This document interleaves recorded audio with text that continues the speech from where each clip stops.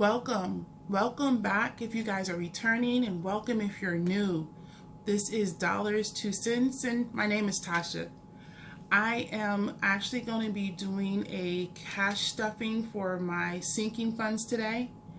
If you did not catch my other video where I went over how I do cash budgeting for my bi-weekly expenses and my 6 months expenses, check that video out as well. Also, it's evening time and Melissa's not here, so I'm here by myself, and unfortunately I already had to re-record this video because my recording mount fell, so I will have to do a second take. This is my second take on this same sinking fund, and you'll see that in this binder I already started dating for today, October the 10th, and putting some numbers down. But I took all the money back out, so I'm going to be started again. So pretty much I know I need Melissa with me because all things just go crappy or what have you. So let's just go ahead and get started. So like I said, I already did my bi-weekly binder and my 6 months binder, so I won't really be using those this time. But just to let you know that this extra money here came from my bi-weekly when I unstuffed my bi-weekly binder. So this is the rollover money that I will be adding into my sinking fund. But as you can see, I already went grocery shopping and I have nothing really left. This receipt actually took my whole balance of my budget is for $180, and the receipt actually goes to $178. So everything else hasn't really been touched. So I'm going to move these binders out the way. And I'm going to move this out of the way until I decide where I'm going to want to put those, either here or with my 100 envelope challenge. This right here is going to be the remaining of what I took out from the bank. So this is going to be $156 to go into my sinking fund.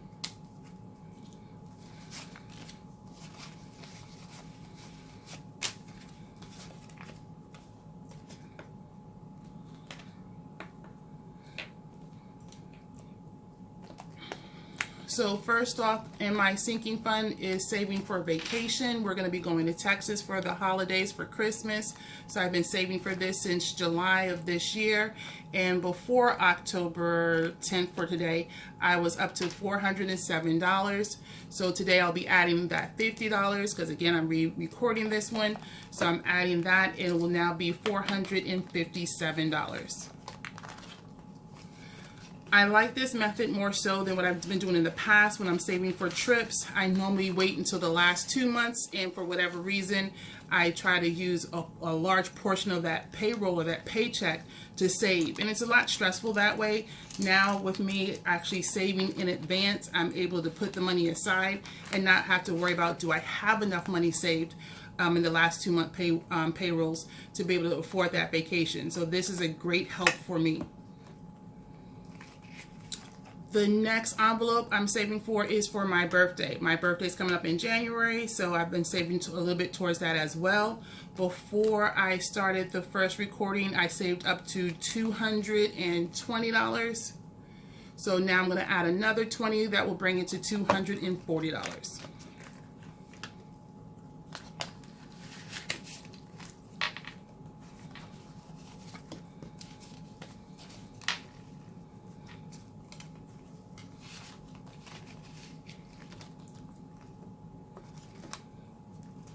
My next envelope is for graduation stuff. I am going to be completing my graduate degree at the end of the fall, so I'm really excited about that. However, our graduation is not going to be until May, so I've been slowly saving for that as well, which is a great tip for a lot of upcoming graduates. I would recommend, if you are even a junior right now, you might want to start saving a little bit as you can, depending on what you're trying or what your plans are for your graduation. So this might be a really good trick for undergraduate students. I am a graduate student, so I'm definitely having a huge party. We'll be in Miami for graduation, so I'm definitely going to be stuffing this a little bit later. Also, when you think about the sinking funds, I know the way I have it set up is that the most aggressive envelopes are up front for me, so then that way I am actually saving and stuffing these more so or more often throughout the months. And then as you go a little bit further on, like the grad stuff, since I won't be using this until May, I'll have some time to actually be a little bit more aggressive later on in the beginning of the year, because pretty much my vacation for December, my birthday in January will be over, and then whatever money I would normally put in here will then be rolling over, and I'll be doing more aggressive saving in these areas. The next folder that I do have, but I won't stuff for that today either, is the big move. We will be moving pretty much about 10, no more than 11 months. So this again does not get enough, won't get anything as of today, but I will start aggressively stuffing for it later on this year. I'll be making some more detailed plans on what has to be funded from, you know, the moving expenses, utilities, things of that nature. So we're going to be planning that out, and we're going to definitely share that here on the channel. So any things that you guys think that are going to be important to save for moving, by all means, let us know. So for Bella, our 7-pound Chihuahua who has a lot of personality, I did actually went and got her a Halloween costume. Yes, Bella is spoiled, so she has her Halloween costume for this year. So what I'm going to do is actually take out the $10 that I spent for a Halloween costume and take that out. What will I do with this money? It depends on where the money came from. If it came from my bank, then I put it back in the bank. If it came from my credit card, then I put it still back in the bank to pay off that that credit card bill at the end of the month. So this money is going to actually be put completely separate to go back into the bank later on this week. But I will still put money into Bella's account because Bella has some things coming up. I also need to make sure that she has money set aside so that when we do go on vacation, her boarding is taken care of, her shots, all of that good stuff is taken care of as well. So I'm adding $20 back, $20 back in, so that way her balance now will still be at $85 as of now. And then finally, being here in Florida, we're from DC, but being here in Florida, we realize the importance of saving for hurricane season. We are still smack dab in the middle of hurricane season, but we've been blessed not to be affected by anything so far. So I want to actually start putting money, adding some more money into the hurricane folder. So right now it has $50, and I'm going to add another $20.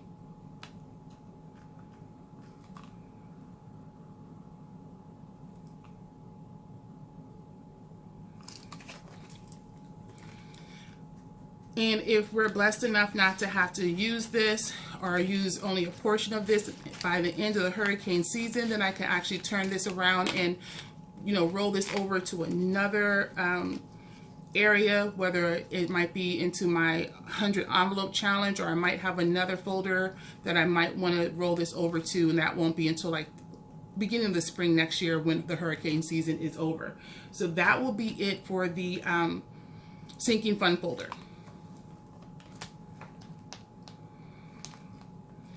So lastly is the 100 envelope challenge.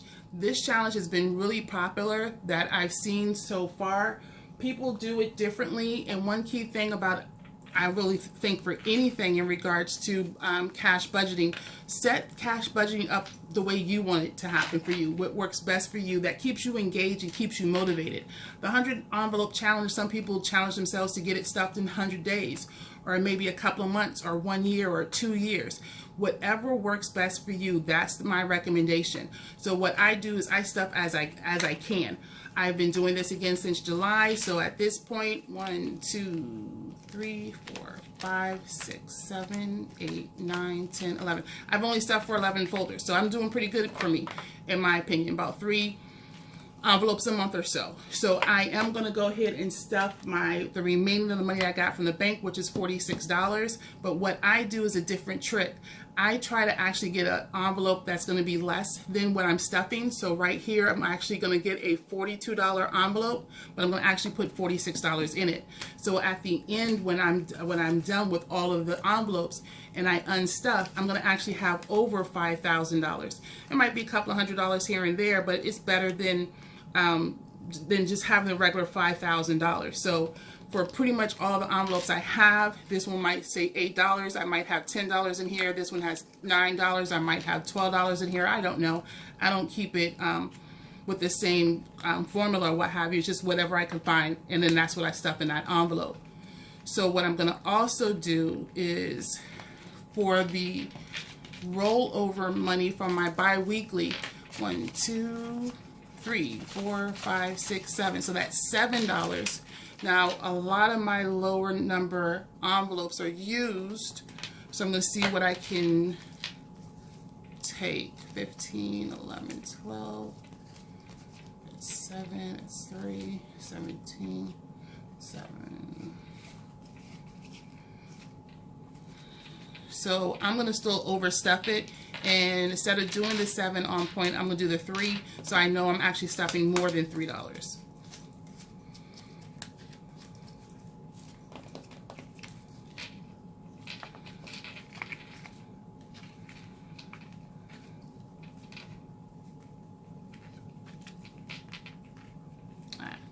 There we go. So many ones. There we go. So right now, this is where I am with my 100 envelope challenge. I don't really have a goal per se. I do want to see if I could get this done before the big move. That'd be great. If not, it's not the end of my world. I think just use it based off of how you want to. Don't overthink it. Don't put hard goals on yourself. Make it, make it fun, make it obtainable. And then, be flexible, because sometimes something might come up and an emergency might happen. And if you need the cash, get the cash. That's what the cash is here for. You don't have to save and never touch the thing. Just save and make sure you have it, so that if you need it, it's here for you. So that's where I am with everything. So for the 100 envelope challenge, I have that. The sinking funds, I have that squared away, as well as my 6 months, and then my bi-weekly. So pretty much that's what I do for the whole 2 weeks. What you will see up next will be my 3rd video, which will show you guys how much I've actually been able to save in the last 3 months. And I'm really excited and proud of myself for that. So look for that video coming out shortly. And also, I just want to thank you guys for viewing our videos. We really do appreciate that, for the support and also the comments and feedback. Thank you so much, Miss Elizabeth 3080, for saying that she enjoys our information. It was great information. We try to give out as much information as we know and can. And then also thank you for T-Life at 9621. She said she felt our channel is awesome, and that we do real talk, and that we want to definitely have fun. And I'm definitely looking for you to, when you do restart your channel, let us know, so then that way we can take a look. So again, look for the 3rd video that's coming out before the end of the week. And then Melissa's going to be coming back next week as well. So if you guys like what you see and you want to see more videos like this, please make sure you guys like, subscribe, and hit the notification bell, so then that way you'll be notified when our next video comes up. And definitely, if you have any comments, share with us. Until next time, you guys, goodbye.